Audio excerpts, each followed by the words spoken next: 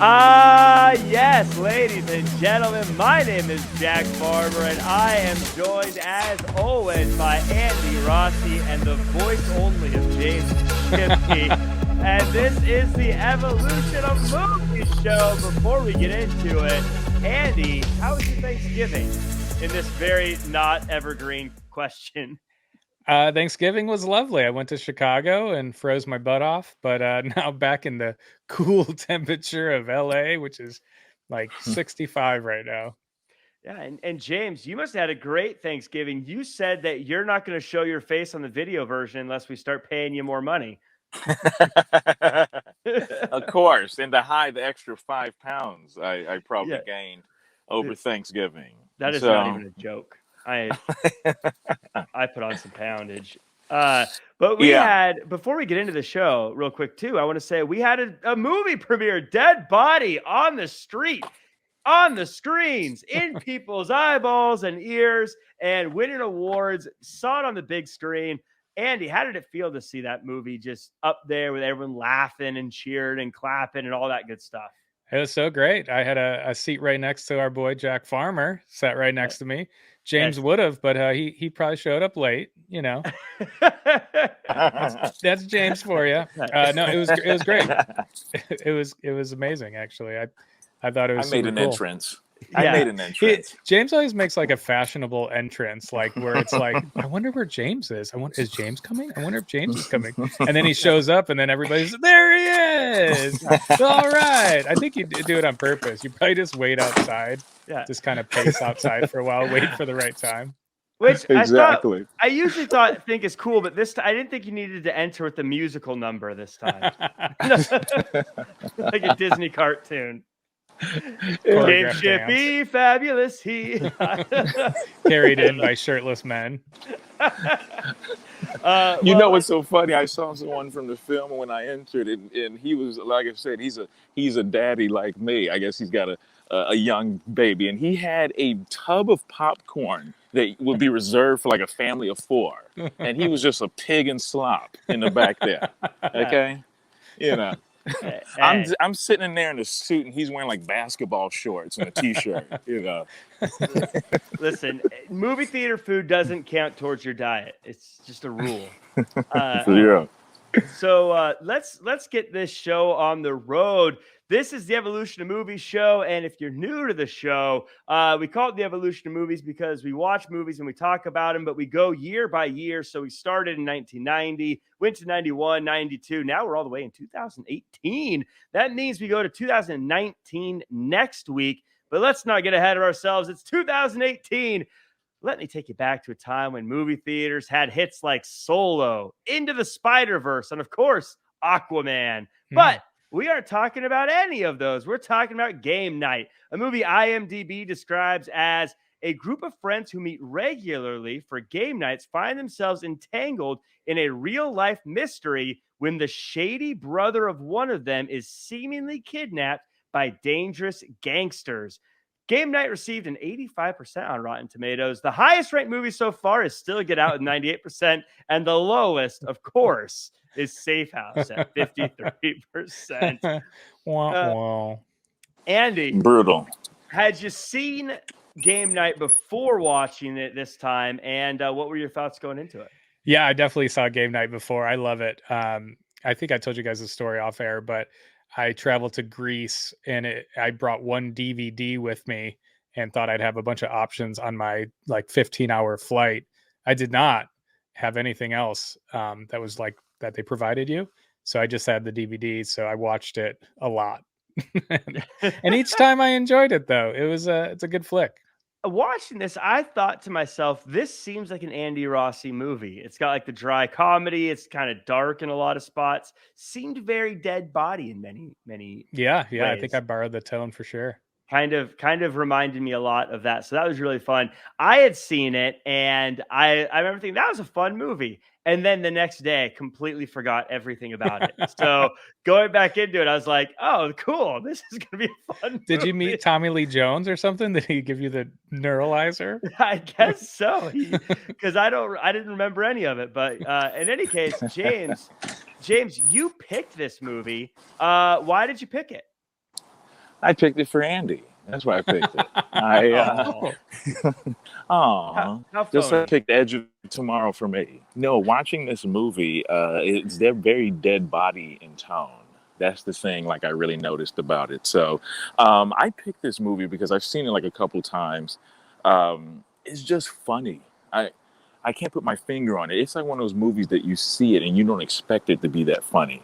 But the casting's great. Jason Bateman and Rachel McAdams, great comedic team and chemistry, and like the whole cast. I just like it. I mean, and it Mhm. still holds up. I mean, no matter how many times you watch it, it's still just funny. You still find Yep. yourself laughing at the same parts or new parts. Yeah, I thought it was great. I'm excited to break it down and get through it. But before we do, I do want to say thank you to everyone who's watching the show or listening on the podcast, whether it be Spotify, iHeartRadio, Apple Podcasts, YouTube, however you're listening or consuming. Thank you very much. Shout out to Francine, by the way, a friend of the show, was at the premiere of Dead Body as well. Thank you so much for supporting the team. Everyone gives a 5-star review. Just do it. Quit making it so difficult on me. Just hit the like button. Let's talk about this movie. It's a game night at a bar, and a couple are taking it very, very seriously. And that competitive nature is what brings them together. And as a couple, they become unbearably competitive and get married. That's the setup. That's the two main characters. James, tell us about the characters in this world they sort of set the tone for as competitive game players uniting. The real question is, can you hear me? Yes. Yes. It sounds like you're in an airplane hangar, but yeah, we can hear you. All right. Here's the situation. You're wondering what the premise of the movie is. It gets very obvious those first 5 minutes. It's this couple that bond over games. It's that simple. And that's the kind of night they're going to have that has to always do with games and competition and working together and figuring it out. So that's pretty much the premise of it. And they make it very simple and very funny. And it's just showing like the chemistry of those two leads and how important it is for gaming for them. It's how they bonded and it's how they got married. So, Andy, I want to ask you: this couple, they're all into the games. They're competitive, but they're willing to work together. Would you be friends with this couple? And was their wedding at Vibiana? Oh, was it? I didn't catch that. When they're playing the Dance Dance Revolution game, it looked Oh like really man. quickly it may have been Vibiana. Could have been. It's good wedding venue. Could have Googled it, but instead I'll just Darn. ask you on the Yeah. spot. Yeah, no, I didn't notice. I noticed it on Bridesmaids. Um I don't think so. I think I would want to be like the captain. They both have like a captain t-shirt. So yeah, I think I'd be against them and try to beat them. They kind of took I like trivia and I like games, but I think they were a little too into it. But I think that's what's so great about them becoming husband and wife is they're both super nerdy trivia goers and each had matching captain. Didn't they have like a t-shirt that said captain or something on it? I might have made that up. I don't know. Maybe I didn't notice I that think part. so. But I love the montage. I think it's great. Like all the games that they played. Like I'm a big fan of, games, game boards, board games. So I appreciated these two because I'm someone I don't think of myself as a competitive person, but like once I'm in a game, I do get pretty competitive. Like I really, really want to win, even when I don't have a chance to win. I do same. get into it. So Same. I actually well, I think I want to win just a little bit more than you though. Well, I think I want to win a lot because I was just home for Thanksgiving and we played a football game with a bunch of 12-year-olds. And I played a little bit too aggressive, I think. And I won. We won two Oh, wow. two out of 2 games. We were just reminiscing over Thanksgiving about how we were at a kid's birthday party and there was a bunch of little kids there and there was a laser tag and I played with these like 10-year-olds and I crushed them just Yeah. ruthlessly. Yeah, you I want was, them at the end to be like, he's awesome. I was like, we got. I was like sweating. I was like, working so My hard. God. I won though. That's what's important. That'd be great if you didn't win though. There was an 8-year-old that was awesome. So Oh, that's good. The couple are having trouble getting pregnant, and we find out it's Max's semen that might be struggling because he's jealous of his brother. A secret game night is planned after a creepy chat with the couple's neighbor. One of the friends mentioned a Lionheart-style fight club for rich people. But by the way, when Max's brother shows up, he's a very cool dick that dominates game night before saying next time it's at his place. The couple decides to work together to destroy him. Andy, I want to start with you because I feel like this character is just right from the mind of an Andy Rossi writing time. The neighbor. The neighbor is just Gary. What a weirdo, creepy guy. Just delivered perfectly. I love this guy. He was so weird. Gary is played Jesse by the amazing Plemons. Jesse Plemons, yes. Yeah, Jesse Plemons is the best. Which, by the way, James Shippey is so Jesse Plemons in Friday Night Lights, the TV show. James Shippey is credited as Friday Night Lights, the movie, as a character. Yes, that was the first thing I ever was on in Friday You were Night on Lights. Friday Night Lights? I was on the movie. I'm one of the football players. I almost had a line in it, but they cut it. So what was your line? Do you remember it? No, I mean they cut. They were going to. It's just like he said it's all on Attila. But Gary, amazing character. I love what he says. Like, well, how can that be profitable for Frito-Lay? It's just like this very dry, just amazing character. I loved him. I thought he was great. And another line that they said around this time was when they talked about the brother. I thought you'd appreciate this, Jack. Is they compared. The brother was Mark Wahlberg and Jason Bateman was Donnie Wahlberg. I just thought that was funny. I love that. I loved James. I want to talk to you. You just had a kid, so you know the process, obviously, of having a baby. But I love how Max is trying to get some help to help get his wife pregnant, and the doctor is like trying to hook up with his brother, who's not even there, totally emasculating him in front of his wife. That's funny. Yeah, no, it's funny. That just lets you know the silliness of it, because the doctor is like a semen doctor, which I know that's not an actual doctor, but then she starts to give them like therapy, right? And at one point he's like, "Are you a therapist?" He's like, "Well, kind of." I want to treat the whole body, the whole patient. Yeah.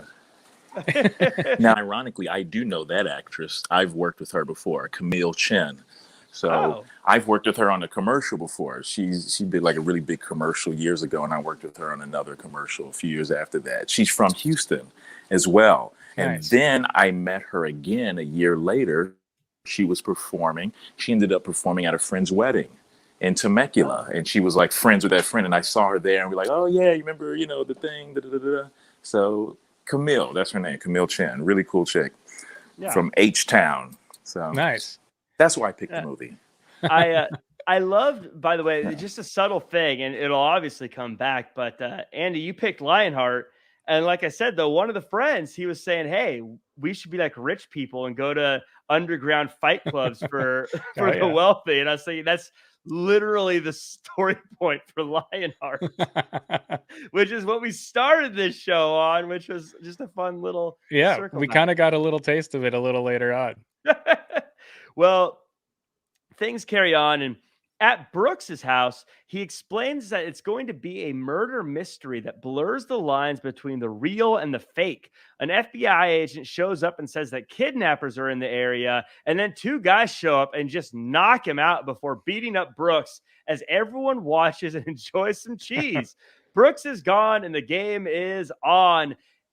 James, this was a funny scene. This was weird for me because I just finished watching the first season of Westworld. So this FBI agent, who is also in Westworld, I kept thinking, what if he's a robot? Even though, spoiler alert. Sorry. But this is funny. This is where we see the first part of the lines getting blurred of how this family or these friends mistakenly have the think that this is all fun and games. The funny thing about Jeffrey Wright, because we normally don't see him in those kind of roles. He's normally a very serious actor. Yeah. The cadence of how he's explaining the rules of the night with them is so funny. He's playing it so serious that it's funny. And at one point they're like, "Oh, so this is part." He's like, "Quiet, I'm talking to you," or like. And it's funny, and they're like, "Oh, this must be the." Then this dude just decks him out, the bad guys, and even going before that, everyone's so funny because with the thing with Jesse Plemons, they're like trying to be their whole bit with him and trying to hide the fact that they're having a game night, and he's like, "Yep, just hang out by ourselves," and then you see like a close up of like two big Tostitos bags, from Jason Bateman. It's so awkward. The camera's pushing in on him, and then with Billy Magnuson, who plays Ryan, kind of like a airhead. And he's got all those different girls he invited. He's like, "Oh, no, this isn't the Forever 21 one. That was the one from last week." Right. And at one point, I think one of the questions in the trivia was something about like people that own the world, and he's like, oh, white people, Right. So, I don't know. It's just funny stuff. This was a good grouping of friends because they were all so different. Like they all added something different. Even and for a lot of it wasn't just like this couple offers something. It was like even the individuals, like I can't remember the airhead guy and the girl he brought that was actually really smart. Sharon Horgan, who's a funny, great actress that did Catastrophe on Amazon Prime. So. Yeah, great. And you clued me into something, by the way, James. I'm always excited and always love when I find out people were in stuff together. And it made me realize I'm guessing that Gary the neighbor and Brooks the brother probably had some sort of connection because of Friday Night Lights, the TV show. Or Friday Nights. Possibly. Whenever I see people, I'm always like, "Ooh, same agent" or something. I don't know. I don't know how Hollywood works. Yeah. It's just like, there was a connection there. And then you had Lamorne Morris from New Girl. Exactly. Which is great. I just got to say, Kylie Bunbury. She was great too. We'll get to her whole thing. I mean, it's so obvious, but Jason Bateman, I just love his comedy. It's so great. When him and Rachel McAdams are talking about his brother, she tries to say he's got a small dick, and he goes, "I wrote this down," and he says, "No, I've seen his dick. It's pretty great." I just thought that was funny. It's funny. So she's like, "Oh, I tried. It's like, who does this guy think he is with his big house? They're so good together. She's great. I love how everyone tries to make him make Jason Bateman feel better, but there's always like, actually, he's pretty cool though. Like why we always have game night at our house. His house is actually pretty cool though. Oh, it's for the Stingray. Oh, I like that too. It's like, and we're competing for the keys to the car. He's like, "Oh, just the keys." Just the keys. That's such a great line. The whole car. Kyle Chandler is so great, and I know, I mean, we're pretty much to this, but that fight that he has with the two burglars is so over the top. I mean, they're like fighting in every room, and the funny thing that Lamorne Morris makes fun of the fact is like, I think Kyle Chandler, he gets thrown on a table and it doesn't break. Right. Which is such a cliche in movies, like that it breaks. Exactly. It's so funny that it doesn't. I mean, it's such like an unexpected funny moment. Is that a table that's in our background right now if you're watching this on YouTube? Yep, that's the table. That's a sturdy table. Yeah, I loved how this fight is, you're right, over the top, like crazy over the top. They're throwing things at each other. All the friends just sat on the couch like, this is fun. That's great. Like no one gets up. They're all just eating their cheese and drinking their wine. Like, oh wow, this is because they think it's part of the game. So they're just like, So the game is on, and the gang all starts figuring out the clues, but the couple tracks Brooks' phone and track him to a bar. They quote Pulp Fiction and wave a gun around. Meanwhile, the ditzy guy and his date go to the murder mystery company to try to pay off the person there, while the other couple is stuck in the house trying to find out that the kidnapping was real. Meanwhile, Brooks tells the main couple that he's a smuggler and that it's all real, and Max gets shot in the arm before we get a car chase, and Brooks jumps out of the car so that the couple can get away. So the curtain is pulled back pretty quickly in this, and everyone finds out it's real pretty quickly. But a lot of different points I want to get to here. First off, I want to say the ditzy guy and his girl, very smart. Like, let's just go to where he bought this thing, paid for this, and pay someone there to tell us what the answer is. Oh my gosh. I That thought that scene. was very clever. James, talk about it. Yeah, no, it's really funny. And once again, Sharon Horgan. If you ever seen this show she's on with, I can't think of the guy's name. It's Rob something. He's a comedian. It's about a couple that mistakenly get pregnant like the first night they meet each other and start a family. She's great. She's a great comedic actress and kind of annoyed Irish actress. Always kind of plays annoyed pretty well.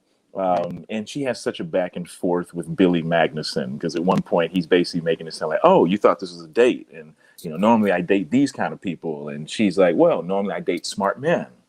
You know, so, you know, and then another a shout out, Chelsea Peretti, and everything comes full circle. She's married to, I mean, she's obviously a great comedic actress too, from what, Brooklyn Nine-Nine, right? Brooklyn Nine-Nine or something.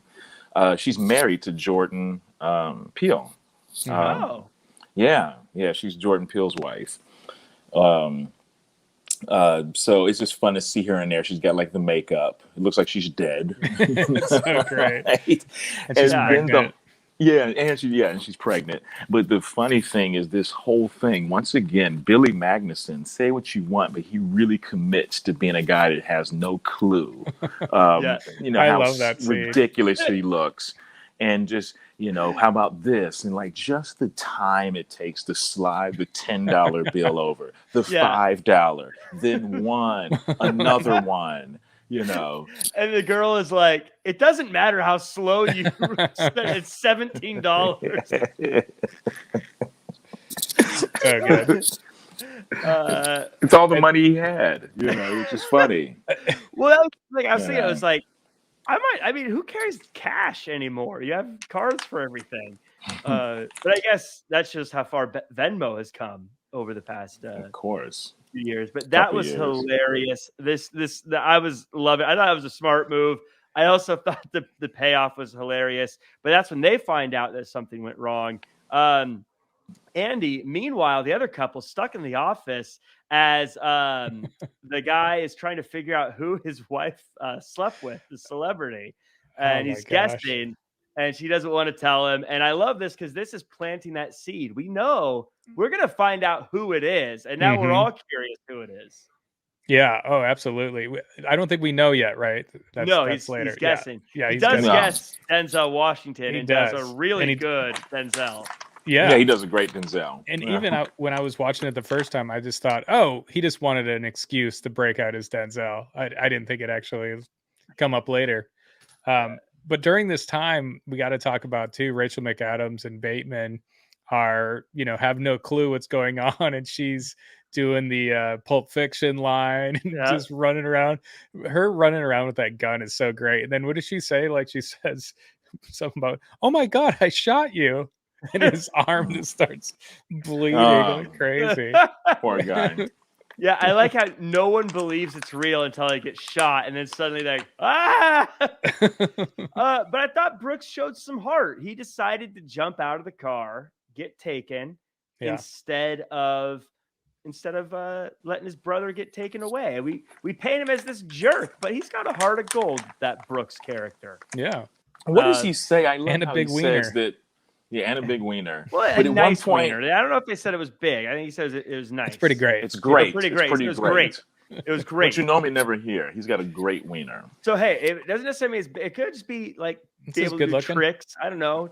It dances. We don't know what he means by that. What does he say when he's in the back seat? Because they're like, look, guys, I'm gonna be honest with you. I don't deal in whatever. Well, I do, but it has to do with, like, you know, drugs and prostitutes. And I don't know. He's kind of explaining what he deals in, and it's not exactly. It's just the way he said it. It's very throwaway.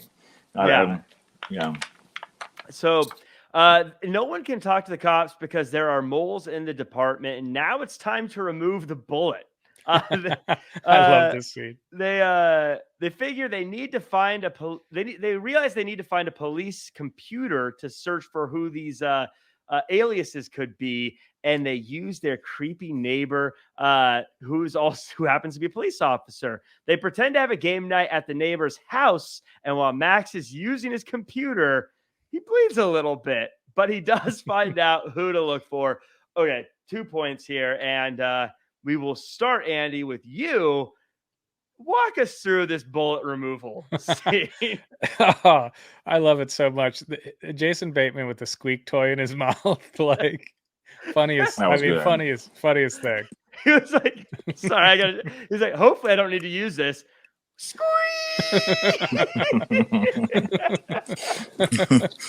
It's so good. And then it's she like- just slices into him. Oh my God. Small incision. That is not small. That is not small. And he does his Jason Bateman thing. He's always very calm when he talks. We're gonna go Yeah. about it like this. He's like, "Oh, that's a big cut. That's a little bigger than I expected." You know, like he doesn't. That's him yelling. You know. Yeah. That's my bone. Where's the bullet? Where's the Yeah. bone? Oh, I feel something. I feel something here. Oh, that's bone. And then they're both like gagging. They're both like dry heaving. You know. Oh, it went all the way through. Oh, This my is all God. unnecessary. Doesn't he like spit the squeak toy at her head or something too? he does. So Look, good. you know it's trouble, fellas, when, you know, most people get like rubbing alcohol or vodka, and she got like some nice wine. To put. Yeah. I'm like, that's She not got- gonna work. Yeah, she got like Chardonnay or Merlot Yeah. or something. Like, it's It's ridiculous. Speaking of, wine and not being able to get it out of a spill, Oh, boy. Jason Bateman, oh wow. he's sneaking in there. This is where I started to feel really bad for Gary. By Poor the way, Gary. I actually felt legitimately bad for this guy. He purchases 4 lamp shanks. But Lamb shanks. It's hard to say. I gotta say, sorry, I'm all over the place because it's hilarious. When they knock on his door and they want to come in, my favorite part of the whole movie is he's like, "Okay, come in," and he slowly backs into the darkness. It's just such a subtle. Are we supposed to creep follow humor. him? He's so good. Because he's like, expression doesn't change. He just sort of like floats back into the darkness. Or what about Kylie Bunbury? She's like, "Oh, we much prefer you over her." He's like, I thank you not to besmirch my wife." And I had to rewind it, like, who says it like that? I thank you not. Yeah, because that was it too. The way what he said and how he said it were both just the weirdest ways of committing himself. But James, I mean, I don't know about you, but did your heart stop when he turns around and he sees the dog is just covered in blood? Oh my God. It's a white carpet, and he grabs the cloth, and then it turns out to be his wife's shirt. Oh, All so of it's just so crazy. Just any The thoughts shrine. on that? well, oh yeah, the shrine. Well, the randomness of this movie is simple fact is, oh yeah, I hear they have databases, and he just happens to have a computer, which, I mean, it's a perfect, easily like to guess the password, obviously the wife's name, Molly or whatever, something like that. And oh, it's just that simple. We can find out who this is. Cops have computers that, you know, we can find out aliases. But yes, and the cute thing is, like, this is the cutest dog, number one. And he's complete, like, his fur is so white, right?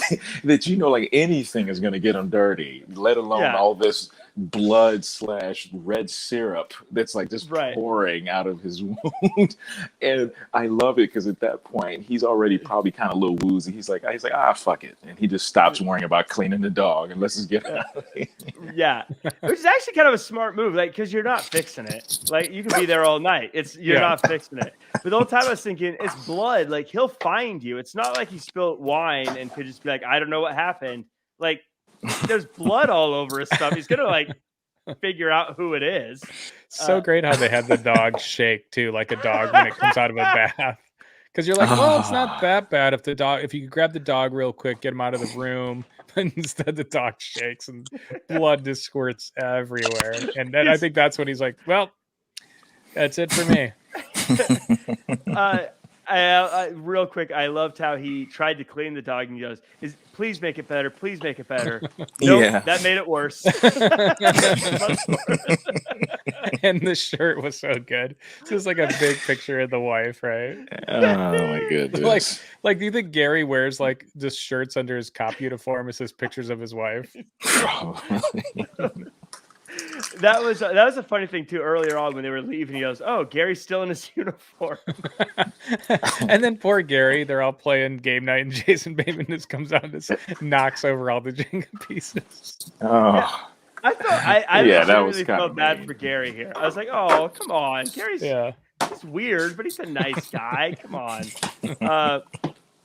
But the crew gets the call to meet at a bridge to exchange the egg for Brooks. So they go to get the egg from Marlon when they walk into a rich person fight club. There it and is. we find out that Michelle did not sleep with Denzel Washington. Oh, that's the best. Ryan grabs the egg and the chase begins. They manage to escape with the egg and things seem good until the egg breaks. But it's not the egg they want. It's what's inside of it. They try to make the trade, but it looks like it's not going to work. And Brooks admits he only wins because he always cheats. Then their creepy neighbor shows up and saves the day, then gets shot. I felt really bad, especially when he said, "Someone take care of Bastian." I was like, no, Bastian. But it was all fake. Gary put it all together. And now he's shot again by Dexter, who shows up and takes Brooks. So all sorts of stuff. This was like a very fast-paced part of the movie. Yeah. We're going to walk it back, though. Andy, we had a real-life fight club. In this movie, a real-life fight club. But Ryan was actually kind of a hero here. He was like, I'm just going to go for it and steal the egg. This was kind of, I like this whole scene, this whole like setup here. Yeah, no, it's great. As you mentioned, it did feel very much like Lionheart. Yeah. Just like these weirdo characters and like something that you would never think is possibly exists in the world. And of course it does with the super rich. Whoever, I forget, Danny Houston, maybe, I think is his name. That guy's a great villain, the guy that's kind of running the Fight Club. I feel like any movie he's in, you see him, you're like, villain. Yeah. Like, this guy's going to do something bad. Oh, yeah. He is not on your side, ever. Never. Ever. But I want James to talk about the whole Denzel situation. Yeah, James. James, you're going to walk us through this situation. And I know you can do some impressions pretty good, so I want to hear your Denzel. Oh, man, don't put me on the spot. Don't you ever in your life, you know. The video, though, right. the video of all of it, of like him, they're at like a gas station. I wondered when I first saw it, I'm like, is it supposed to be? Because it looks like him, but not. Well, yeah, and then they're playing that Drake song, you know, I've got my eyes on you, you know, and she's like telling it wistfully. It's supposed to be innocent, you know, it's always like that.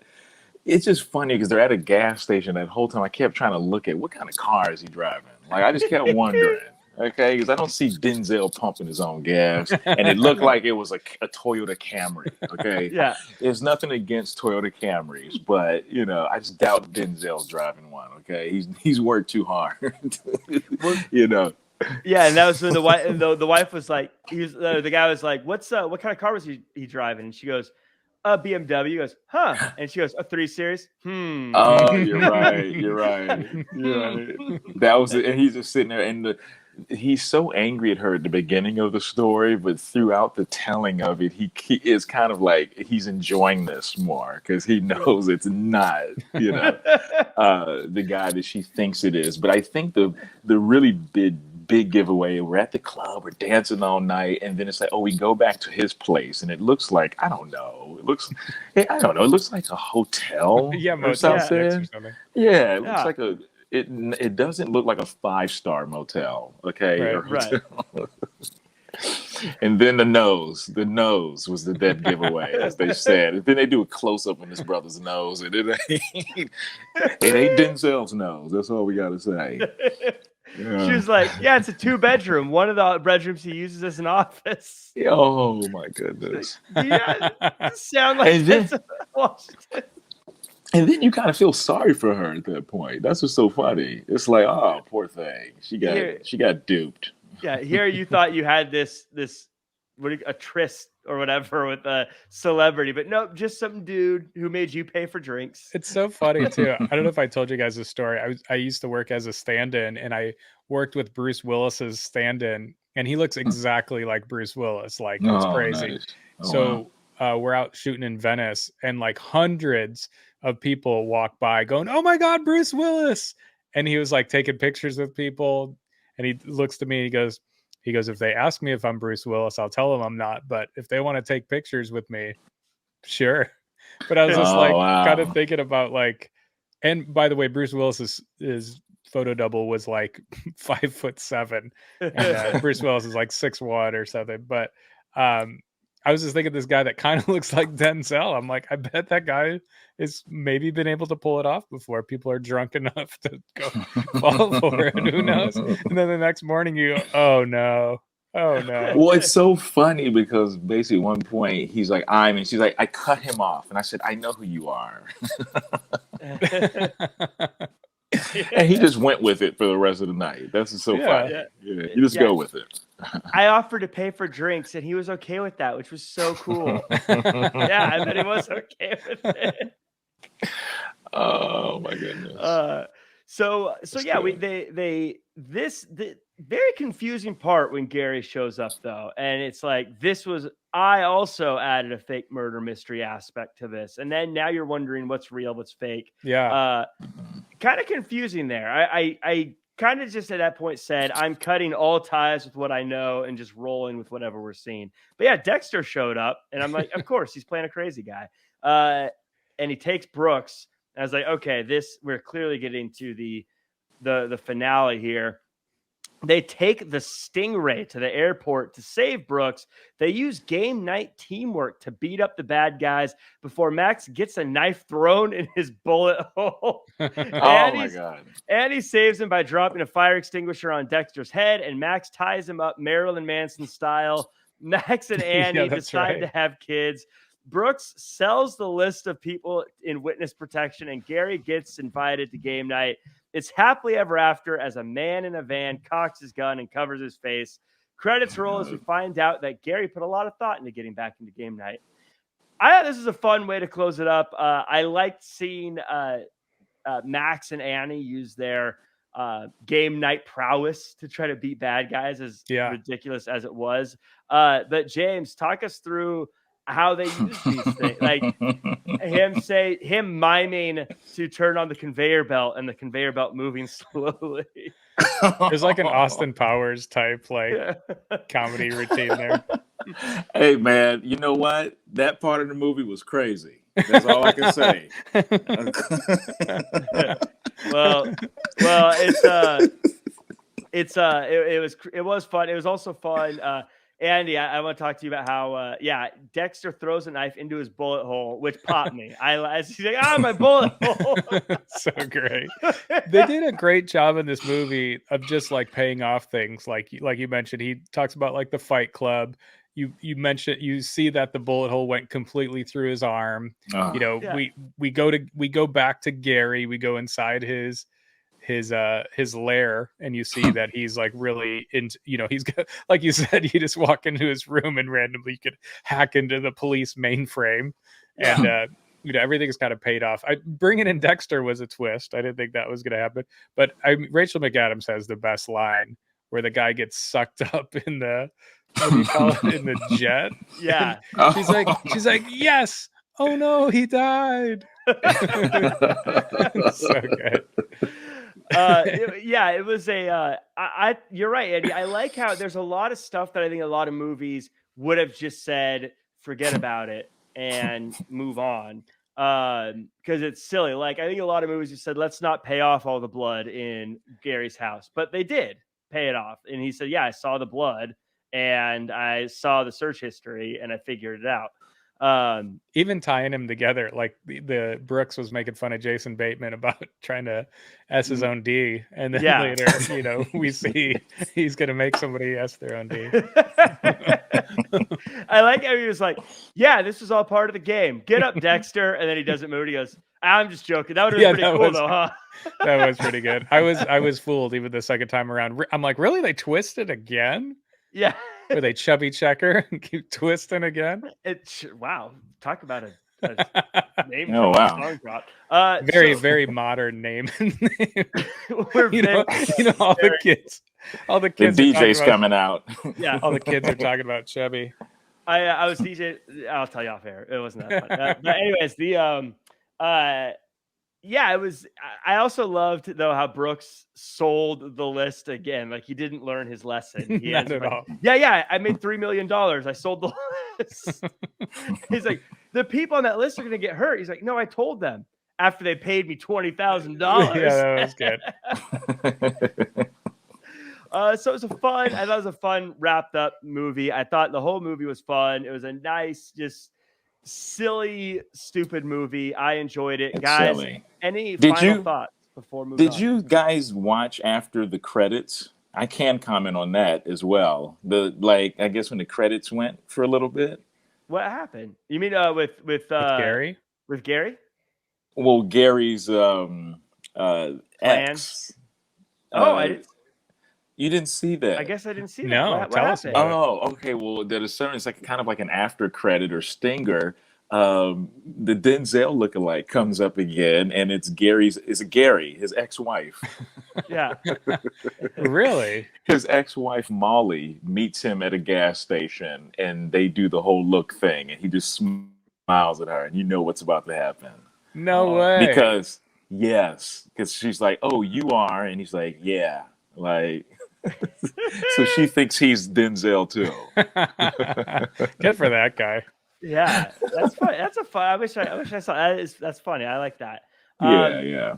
Andy, any final thoughts on this before moving into Kevin Bacon? I just really enjoyed it. I think everything, like, what a great cast. Like, everybody delivers. The soundtrack, I love the music on this as well. Actually, it's a great soundtrack. We'll talk about we'll talk about Andre Welsh's movie in a couple weeks. But Andre actually, when he was editing Dead Body, used the soundtrack from this movie on like the rough cut. So Nice.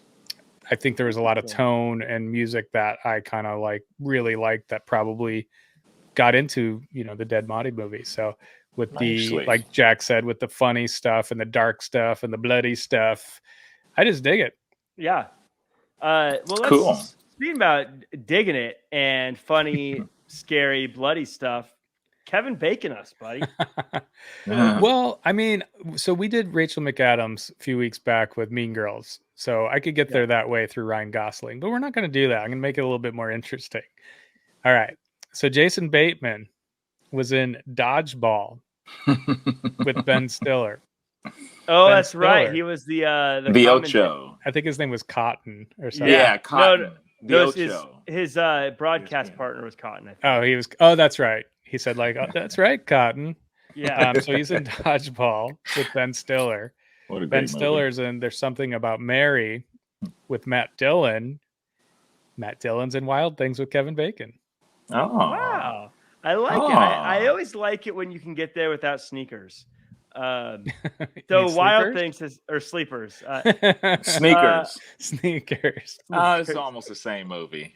It's almost the same. I guess I got to bring it back if you can't even remember the name of it. But I do feel like Wild Things has come up more than once too. It's been around. You You see Kevin Bacon's bacon in that movie. Boy, do ya. Oh wow. Speaking Hello. of It's speaking of great. pretty great. Hello. Well, speaking of pretty great and Kevin's bacon, in 2019 we're moving to Uncut Gems. That's that was my segue. It's a crazy Uncut one. Gems or Uncut Jams, as I like to call it. Yes, we got that's for 2019. 2020. Andy, tell us about what we're watching. Yeah, I mentioned the man earlier, Andre Welsh, our buddy, Disrupted. We're gonna watch his movie and hopefully bring him on.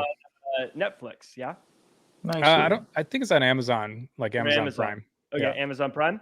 And then James, the last movie of the year. What are we watching? Oh wow. No pressure. I mean, this So I will had be, to we'll choose. remember for. I know. I had to pick between two movies. And I'm not going to throw these out to you, but there's a movie on Amazon Prime, which was kind of a shockingly good action sci-fi movie, The Tomorrow War. I don't know if you guys have seen this. It's with, I don't know. It's with the guy from Chris Pratt. It's Chris Pratt? Yeah. Okay, yeah, Chris Pratt, one of the Chris's. Or King Richard with the indomitable, the magnificent Willard Smith. Yeah. Willard. I know it's not. I feel so disrespectful. Will Smith, ladies and gentlemen. I think I'm going to go King Richard here. King You say Richard. Who? I think we're going to go King Richard. Richard. It's on HBO Max. Yeah, I heard it's a good movie. It's 91% on Rotten Tomatoes. Thank you, Jack. Just want to put that out there. Will Safe House remain the low point of our movie? Safe House. This so if you're a new listener, Safe House is a good movie. Check it out. We actually loved it. It was just I don't know why the ratings are so low. It's just fun to tease. I'm just trying to take all the pressure off of Empire Records. That's what I was about to say. You're talking about Safe House being the worst, and Empire Records is like, hold my beer. Okay? This is like one of those political things where, like, when I have a scandal, what I do is I just point out your scandal and I make that the focal point. That's what I'm doing here. Attaboy. And now no one even remembers that I had a scandal. Now it's all you. Just so you know, Empire Records has a 31 on Rotten Tomatoes. Attaboy. Are you serious? Andy, how dare you? It's got a 31. You've been outed. And it's got a 31 critics, 83 audience though. Oh wow. Look at Andy digging up one of Jack's old tweets. That's basically the equivalent of what he's done to you, Jack. He dug up an old tweet that you can't outrun. Okay, WikiLeaks, get out of here. There it is. Attaboy. But you saw when movies are normally that lowly rated and the audiences are that high, normally it's not a bad film. Right? All right. Real quick, what do you guys think Lionheart got? Probably like a 10. I bet it's at 54. You're very nice. It got the exact same as Empire Records, 31. Oh, wow. What about the audience score? What was the audience score in that? 52. Ah. Okay. How is Lionheart the same as Empire Records? I don't know. These critics, I'll tell you. I don't know if you can trust any of them except for when it comes to Safe House. So that. But nice. Those were for the record, Empire Records was before we were tracking Rotten Tomatoes. Right. So it doesn't so far. Yeah.